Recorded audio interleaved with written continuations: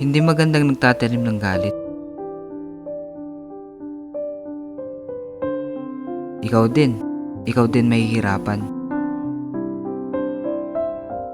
Hindi ka sasaya. Hindi ka liligaya. Babalik ka pa ba?